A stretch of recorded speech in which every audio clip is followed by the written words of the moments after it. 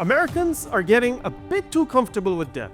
This is a message I received from a 40-year-old man asking for advice. The guy is $13,000 in credit card debt, $43,000 in student loans, $208K on his mortgage, and just $1,000 in his checking account. Then he also has a business where, again, he's thousands of dollars in debt, and I don't see where he has a business emergency fund. His question is that he received $3,000 from somewhere, and he wants to know where he should invest it, or whether he should buy a rental property or do something else with it. Take a moment to let that sink in. This man is swimming. This man is drowning in debt, but his question wasn't about how to get out of it. It wasn't even about how to build a safety net. His question was about investing. His question was about buying a rental property. I don't think it has occurred to him that his business and his personal finances are hanging by a thread, quite literally. And the crazy part, he was calm, too calm.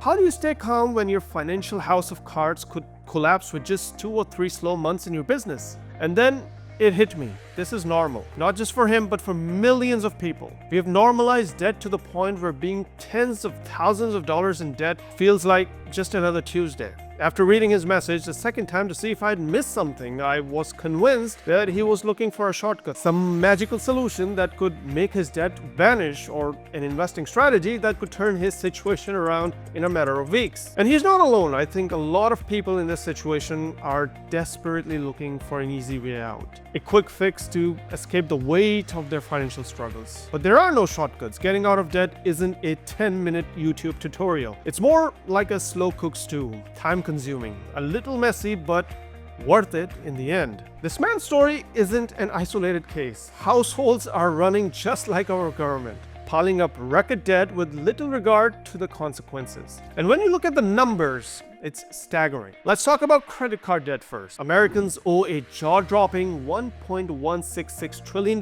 in credit card debt. That's the highest balance since the New York Federal Reserve began tracking it back in 1999. And this graph right here, it should terrify you. It's a mess. If that doesn't scare you, the average APR on credit card is sitting at 21.76%. Let me put that into perspective.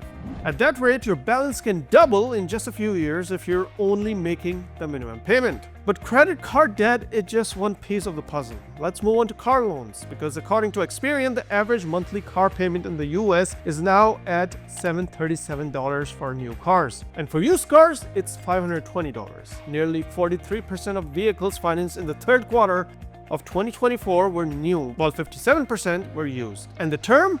They are getting longer as well, with new car loans averaging 68.17 months and used cars at 67.15 months. And then the interest rate. New car loans are averaging 6.61%, while used cars are a whopping 11.74%. So let's do the math.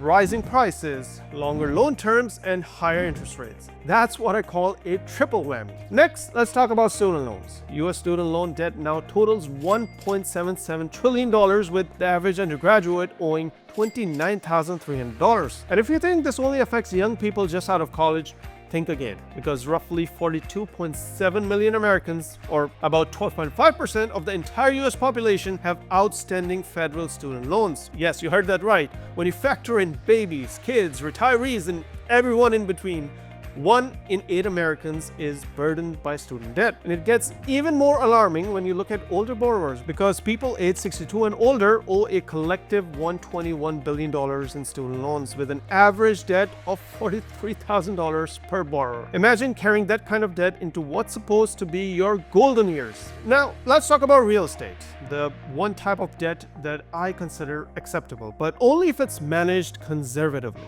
Even here, people are stretching themselves thin. Americans owe a staggering $12.59 trillion on 84.94 million mortgages. That's an average of $148,000 per borrower. Now, why is real estate debt the only debt I consider acceptable? Because we live in a debt-based society. The way our financial system is structured, the value of dollars decreases over time due to inflation. That's not speculation, it's baked into the system. As inflation rises, the value of real estate generally increases. This means means that while the prices of homes go up, the real value of your mortgage debt actually becomes less burdensome. You're paying the mortgage back in dollars that are worth less and less each year, which can work in your favor over the long term. Think about it. If you locked in a mortgage for, say, $200,000 10 years ago, that $200,000 don't change. But the dollars you used to pay it off are less valuable than they were a decade ago. Meanwhile, property value has gone up, or at least kept pace with inflation. In that sense, real estate debt can be a strategic tool for building wealth.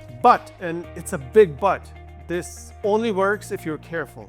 I'm not talking about buying the most expensive house you qualify for or jumping into real estate speculation without a safety net. The moment you start stretching your budget too thin, you lose all those potential benefits. When people overextend themselves to buy a house they can barely afford, it only takes a small hiccup like a job loss or a medical emergency or a downturn in the housing market for that dream to spiral into a nightmare. So yes, real estate debt can be acceptable in my books, maybe even smart if you play the cards right, but it's not a free pass.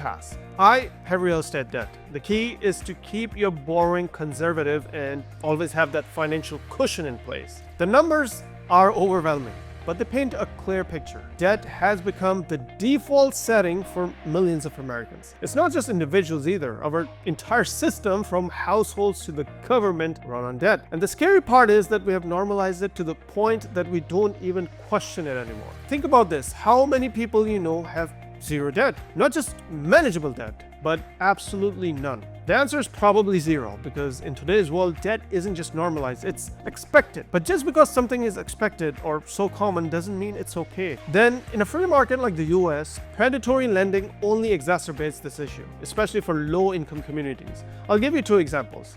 First, payday loans. Payday lenders advertise a small short-term loan for quick fixes for financial emergencies, but these loans often come with APRs exceeding 400%. They are marketed as solutions to temporary cash shortfalls. The reality, however, is slightly different.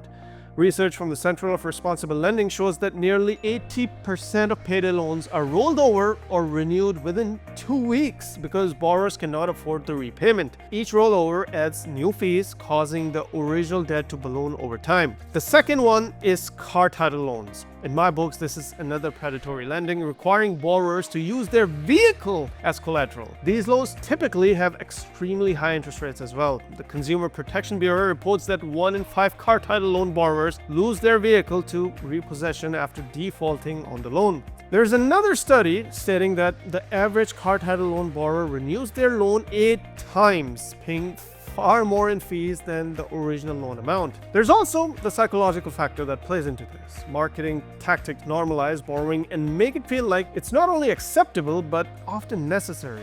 Because from a young age, we've been conditioned to view debt as a tool for achieving a certain lifestyle. Financing cars, homes, and everyday purchases. Easy access to credit further reinforces this issue. With just a few clicks, consumers can secure loans or even open new credit lines, often without fully understanding the long-term consequences. So, what's the solution? First, we need to stop normalizing debt. Stop treating it as an inevitable part of life. Debt should be the exception, not the rule. Using debt for real estate in a responsible way? Possibly. Using debt to fund a business? Possibly, if you're not putting your home as collateral. And using debt for anything else? Well, probably not. At least not in my books. Second, education. People need to understand the math behind these high-interest loans. When people understand how these interest rates compound over time and the true cost of rolling over these payday loans, these car title loans or credit card loans, they are less likely to fall into these traps. To finally address this gentleman's question about what he should do with this money, the answer is simple. Do nothing. With no emergency fund for his business and barely $1,000 in his checking account, this money isn't for investing or spending or investing in real estate. It's for safeguarding. Maybe put it in a high-yield savings account and let it sit there as a buffer for when life inevitably throws the next curveball.